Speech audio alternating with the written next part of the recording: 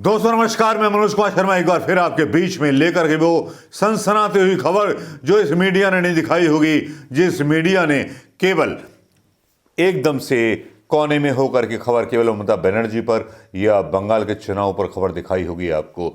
लेकिन यहां अमेरिका ने एक ऐसी पोल खोल दी जिस पोल पर ढोल खुल गया प्रधानमंत्री मोदी का, जो ढोल खोला गया पूरी तरह से अमेरिका के द्वारा। जहां पर एक तरफ दावा किया गया था 3 महीने पहले कि चीन ने अपनी सेनाएं वापिस बुला ली, लेकिन यहां तो चीन की सेनाएं पड़ी हुई हैं। अमेरिका के इस खुलासे पर आरएसएस के लोगों की टिप्पणियां आने लगी। आरएसएस के लोग अमेरिका के दावे को झूठा बताने लगे, खुजलाते रहे कुत्तों की तरह काऊ काऊ काऊ काऊ काऊ काऊ काऊ काऊ।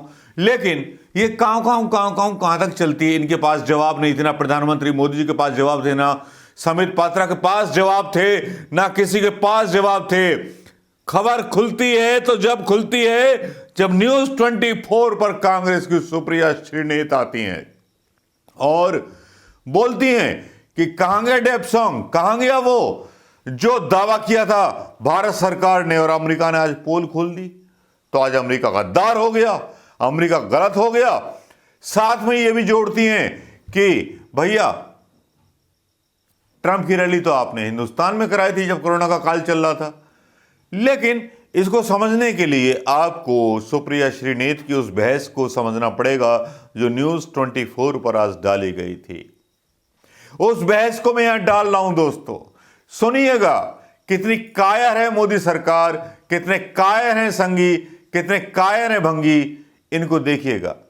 भंगी शब्द वैसे किसी संविधान में तो है नहीं, लेकिन यहां सुप्रिया श्रीनेत की वो बातें सुनिए जो मोदी सरकार के कच्छे खोल रही हैं, पैंट खोल रही हैं, चड्डी खोल रही हैं और सीधे सीधे सवाल सरकार पर उठा रही हैं।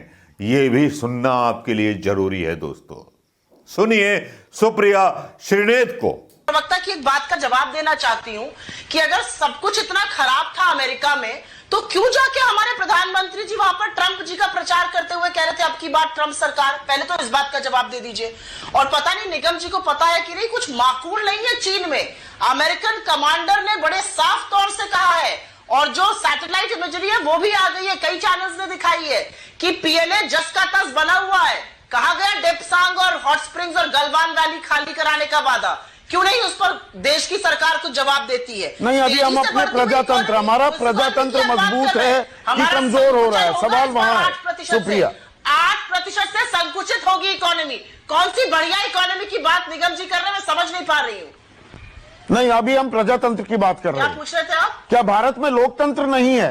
सवाल ये है, कुछ लोगों की कुंठाएं, कुछ एनजीओ जिनको भारत का विकास हजम नहीं हो रहा, उनके प्रोपेगेंडा में फंस जाएं क्या हम? वो ये पूछ रहे हैं आपसे। अब निगम जी भारत के विकास की बात कर रहे हैं। Bharat 5th fastest growing economy से लेके 164 स्लोएस्ट इकोनॉमी में पहुंच गया है। हमसे कोई ईर्ष्या नहीं कर रहा है निगम जी, हम पर लोग अभी तरस दिखा रहे हैं।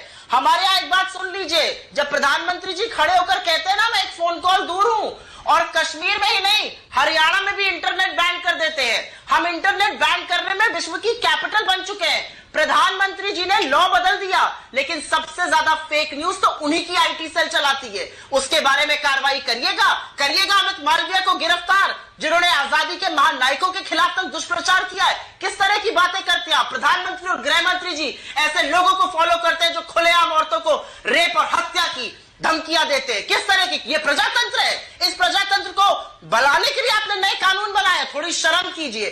कोरोना काल में जब लोग मर रहे थे, जब सैकड़ों लोग पैदल चल रहे थे सड़क पर, तब ये सरकार बैठकर ऐसे कानून बना रही थी कि कैसे नैरेटिव बदला जाए, कैसे मीडिया को कंट्रोल किया जाए। Running out of time Supriya. Mahesh Verma गंभीर आरोप। सुप्रिया श्रीनेत को आपने सुन लिया होगा और बातें भी सुन ली होंगी। हमें तो इतनी नॉलेज नहीं है भाई। ये कांग्रेस के जो प्रवक्ता हैं ज्यादा हैं, इन्होंने बोल दिया न्यूज 24 पर, और न्यूज 24 की वजह से हमको भी एक तरह से संदीप चौधरी ने पोल खोल दी भारतीय जनता पार्टी की। अब आगे क्या इज्जत बचा पाएगी भारतीय जनता पार्टी इस नए खुलासे पर? या केवल चुनावों पर इसकी निगाह टिकी रहेगी, या चुनावों पर अपनी बात करेगी भारतीय जनता पार्टी, या चुनावों पर बस ममता बनर्जी और भारतीय जनता पार्टी की सटापटी चलती रहेगी? बस यही काम होंगे हिंदुस्तान के अंदर, हिंदुस्तान के चुनावों के अंदर, हिंदुस्तान के चुनावों के ढोल के अंदर अंतर्राष्ट्रीय मुद्दे दबा दिए जाएंगे, चीन की सरहद को लावारिस छोड़ दिया जाएगा। वाह भाई वाह, बहुत कमाल निकले। मुझे एक कहानी याद आ गई कि बहुत बोलते थे कभी प्रधानमंत्री मोदी जी, पत्रकारों को तो डायरेक्ट इंटरव्यू दे नहीं सकते, लेकिन बोलने में बहुत आगे हैं इनके पत्रकार, इनके जो है प्रवक्ता भी आ गए हैं, सारे लोग आ गए हैं। लेकिन यहां पर सुप्रिया श्रीनेत ने नंगा कर दिया आरएसएस के प्रवक्ता को। जिस तरह से नंगा किया, उसके पास मुंह से जवाब नहीं छूट रहा था, पैंट गीली हो रही थी, पेशाब निकल चुका था संघ के प्रवक्ता का सुप्रिया श्रीनेत के सामने। चीन वहीं का वहीं जमा हुआ है। अमेरिका ने सैटेलाइट इमेज भेजी हैं, और वो जो सैटेलाइट इमेज भेजी हैं उनसे साबित हो रहा है कि कितनी झूठी न्यूज़ें फैलाई जा रही हैं। एक तरफ रविशंकर बोलते हैं सोशल मीडिया झूठी न्यूज़ फैलाता है, उस पर हम कार्रवाई करेंगे, ये करेंगे, वो करेंगे, और इनका जो मेन स्ट्रीम मीडिया है वो झूठी न्यूज़ फैलाता है, तो उसके लिए कोई कानून क्यों नहीं बनता? कानून बनना चाहिए कि नहीं बनना चाहिए? बनना चाहिए, लेकिन कानून नहीं बनाया जाता, क्योंकि कानून की मां की आंख। कानून भारतीय जनता पार्टी की पैरों की जूती है, संविधान भी पैरों की जूती बना लिया इन लोगों ने। कभी बोला था सरदार वल्लभ भाई पटेल ने कि ये लोग खतरनाक हैं, और इन संघ के लोगों को ये बोला गया था कि आप राजनीति नहीं करोगे। आज सारे के सारे संघ के लोग सीएम भी हैं, पीएम भी हैं, डीएम भी हैं, एएम भी हैं, आईपीएस भी हैं, आईएएस भी हैं, सारे के सारे हैं। पता नहीं क्यों इतनी छूट दे दी गई इन लोगों को। हजूरे वाला, बाकी निवाला बहुत गहरा निगल लिया।